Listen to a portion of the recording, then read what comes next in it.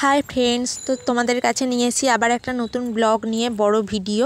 এটা ব্লগ তো দেখো আমরা বেরোচ্ছি একটা জায়গায়। তার আগে বলে দিই যে আমি তোমাদের মাই সিম্পল ভিলেজ লাইফ অদিতি থেকে অদিতি বলছি। তো আমরা বেরিয়েছিলাম একটা জায়গায়, তো তোমাদের যেতে যেতে সবটাই বলবো, ভিডিওটা পুরো দেখো, স্কিপ করো না, তাহলে অনেক কিছু মিস করবে।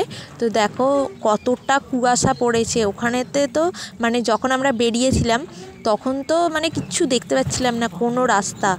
আর দেখো এখানেতে আমি টোটোতে উঠে পড়ছি, মা ফার্স্টে উঠে পড়েছিল, আর ওখানেতে কাকিমাদের বাড়ি থেকে বেরিয়ে দেখা করে তারপরেতে আমি টোটোয় উঠে পড়েছি। এবার চলে যাচ্ছি আমাদের গন্তব্যে। তো তোমাদেরকে সবটাই শেয়ার করব তোমাদের সাথে, তো দেখতে থাকো ভিডিওটা।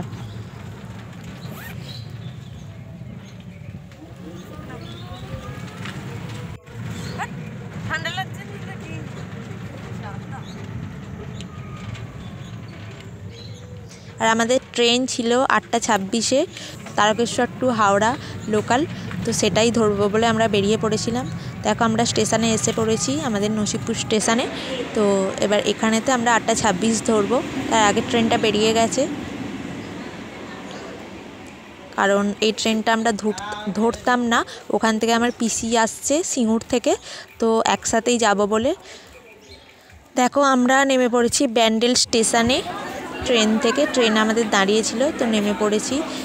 আর হাওড়া টু ব্যান্ডেল লোকাল যেটা, ওটাই ধরেছিলাম আমরা। ওটা হয়তো 9টা 2 এরকম টাইমে ছিল,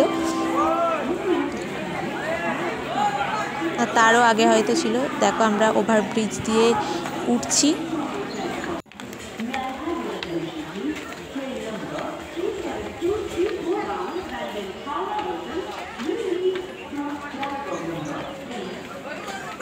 এখানে সামনে নীল চাদর পরা, এটা হচ্ছে আমার পিসি, আর আমি দেখো সামনে আছি, আর মা পেছনে আছে। দেখো তোমাদের ব্যান্ডেল স্টেশনে মানে ওভারব্রিজ থেকে দেখিয়ে দিচ্ছি চারদিকটা। এখানেতে আমরা অটো স্ট্যান্ডে চলে এসেছি। এখানেতে আমরা চারদিকটা ফার্স্ট ঘুরিয়ে তোমাদের দেখাচ্ছি, তারপর আমরা এখানে অটো বুক করছি, দাঁড়িয়ে আছি অটো বুক করে। এবার আমাদের গন্তব্যে যাব। তোমরা হয়তো কিছু কিছু বুঝতে পেরেছো যে মানে এখানে ব্যান্ডেল এসেছি কী কারণে, তাও আমি পরে বলবো, চলো দেখতে থাকো। এখানে আমাকে একটু দেখিয়ে দিল মা। এই যে অটো করে বেরিয়ে পড়েছি আমরা।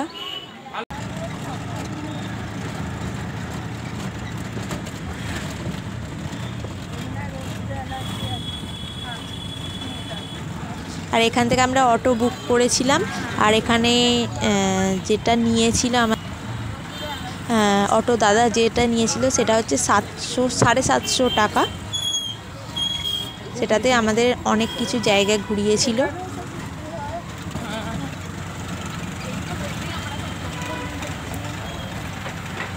দেখো ফার্স্ট আমাদের গন্তব্য হচ্ছে ইমামবাড়া। তো এখানে আমরা নেমে পড়েছি, বাইরে থেকে একটু দেখিয়ে দিচ্ছি। দেখো এটা হচ্ছে গেট, এখান দিয়ে আমরা ঢুকবো। তার আগে তোমাদের দেখিয়ে দিচ্ছি, আর এই বাচ্চাটাকে একটুখানি দেখিয়ে দিলাম।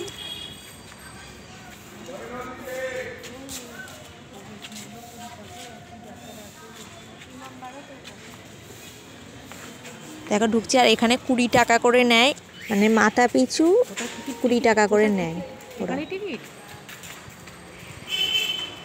কারণ এখানে টিকিট কেটেই আমাদের ঢুকতে হবে, এমনি ঢোকার নিয়ম নেই।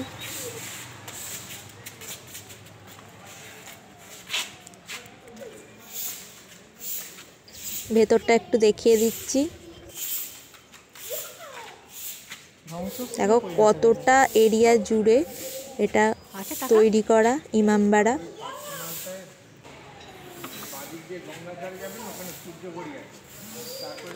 ওরা বলে দিল এখানের মধ্যে কোন কোন জায়গাটা দেখার আছে ইমামবাড়ার ভেতরে। দেখো এখানে কি কি লেখা আছে সেটা তোমাদের একটু দেখিয়ে দিচ্ছি, তোমরা একটু পজ করে দেখে নিও কি কি লেখা আছে। আমার মুখটা পুরো পড়ে যাচ্ছে। লেখায় আছে হুগলি ইমামবাড়া, তোমরা বুঝতেই পারছো।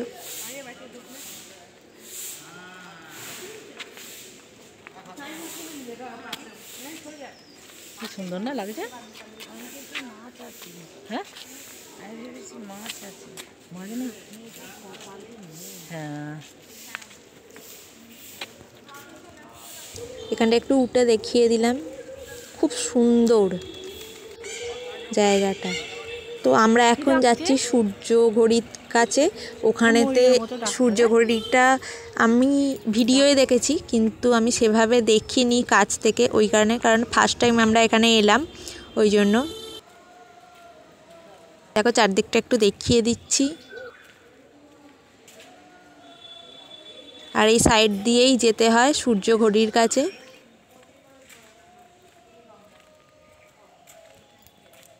বাইরেটাও খুব সুন্দর, সেটাও তোমাদের সাথে শেয়ার করব।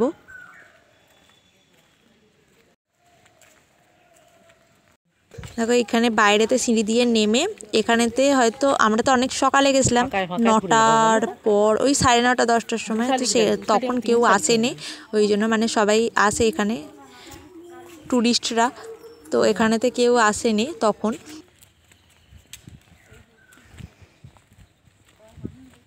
এই যে সূর্য ঘড়ি,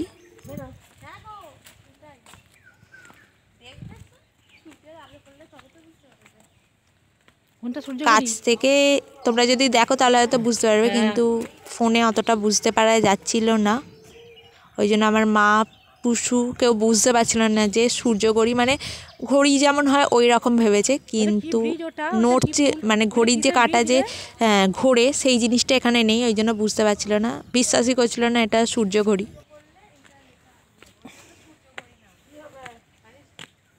তারপরে পরে বুঝতে পারলো যে সত্যি এটা সূর্য ঘড়ি।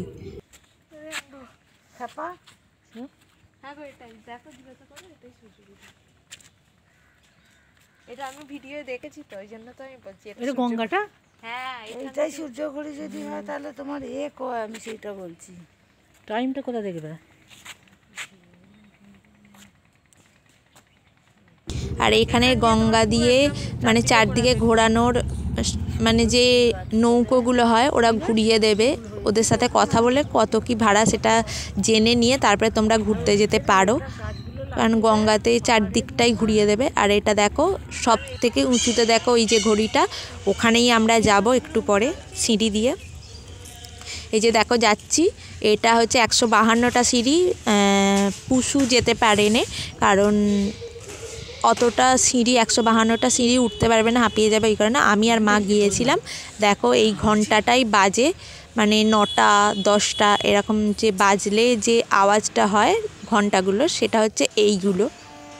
দেখো এখানে লেখাই আছে ঘন্টা ঘর। আমরা ছাদে উঠতে পারিনি কারণ ছাদের এখনো তালাটা খোলেনি, ওই কারণে। আর এই ওপর থেকে দেখিয়ে দিচ্ছি, দেখো নিচটা দেখা যাচ্ছে, আর এখানে গঙ্গাটা, ওই কারণেতে এখান থেকে তোমাদেরকে দেখিয়ে দিচ্ছি আর শেয়ার করে দিচ্ছি। আর এখানটা একটা থামের মতো আছে, এটা কি বুঝতে পারলাম না জিনিসটা। চলো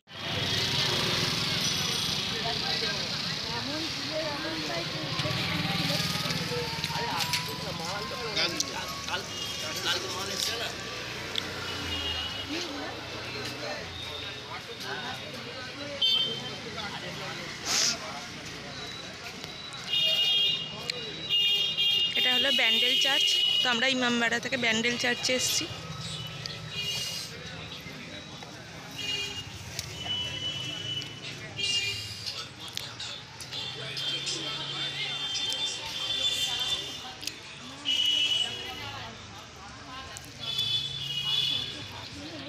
তাহলে ভেতরটা তোমাদের একটু ঘুরিয়ে ঘুরিয়ে দেখাই।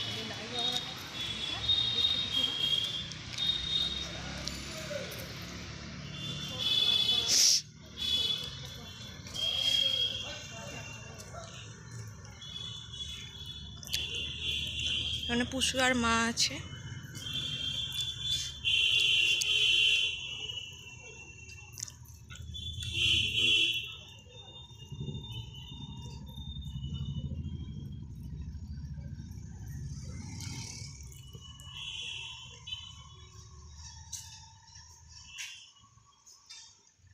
এখানে দেয়ালে কারুকার্য করেছে, যীশু খ্রিস্টের নিয়েই করেছে।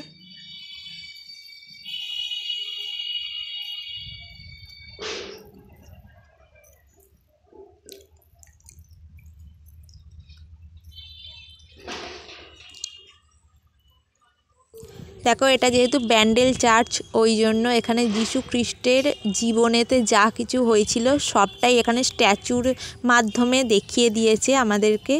আর এতটাই রোদ উঠেছিল, যেমন সকালেতে কুয়াশা ছিল তেমন একটু বেলা হতে রোদ হয়েছিল, যার কারণে আমি কিচ্ছু দেখতে পাচ্ছিলাম না। ওই ভিডিওটাই করছি কিন্তু আমি স্ক্রিনেতে কিচ্ছু দেখতে পাচ্ছিলাম না, ওই জন্য একটু হাসাহাসিও করছিলাম।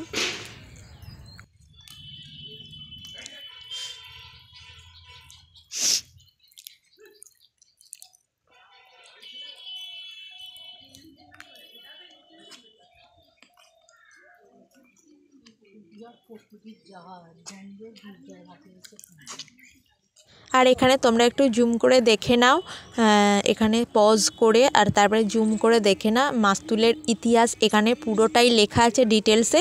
তোমরা এটা পড়ে নিলে অনেক কিছু জানতে পারবে।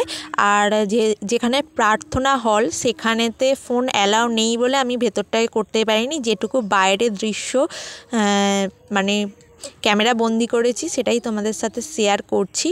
আর কি বলবো, চলো। আর এটা হচ্ছে তোমাদেরকে এটাও জানিয়ে দিই, এটা হচ্ছে পার্ট 1 তোমাদের কাছে যাচ্ছে। পার্ট 2 আরও অনেক কিছু আছে, সেটাও তোমাদের দেখাবো, কারণ অনেক বড় ভিডিও হলে তোমরা কেউ দেখতে চাইবে না আর ইচ্ছাও করবে না দেখতে, সেটা আমি জানি ভালোভাবে,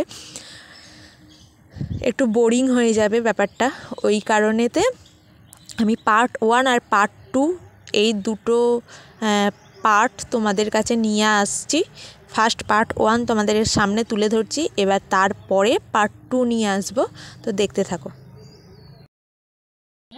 এইখানটায় ধূপবাতি মেরিয়া যিশু ছবি এরকম আমি তুলেছিলাম, জানো তো?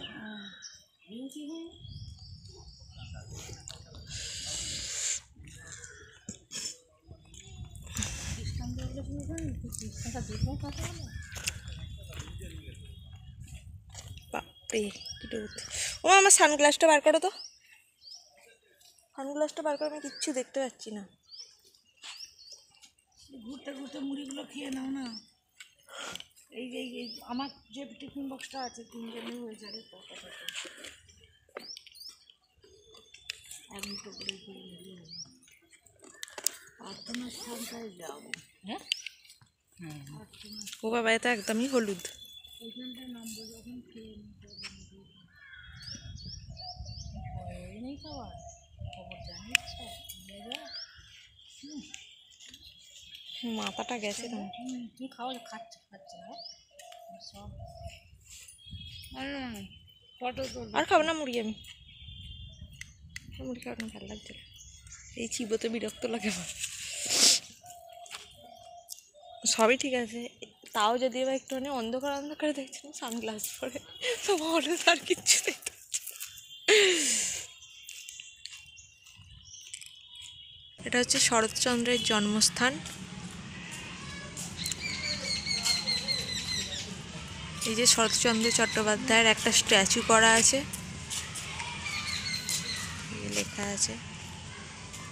আর এটা হচ্ছে বৈঠকখানা ঘর। এখানে শরৎচন্দ্র চট্টোপাধ্যায়ের জন্ম হচ্ছে 15ই সেপ্টেম্বর 1876 সাল আর মৃত্যু 16ই জানুয়ারি 1938 সাল। আর এটা হুগলির দেবানন্দপুরে শরৎচন্দ্র চট্টোপাধ্যায়ের জন্মস্থানটা। এটাই শরৎচন্দ্র চট্টোপাধ্যায়ের স্ট্যাচুর নিচে এটাই লেখা আছে। খুব সুন্দর জায়গাটা।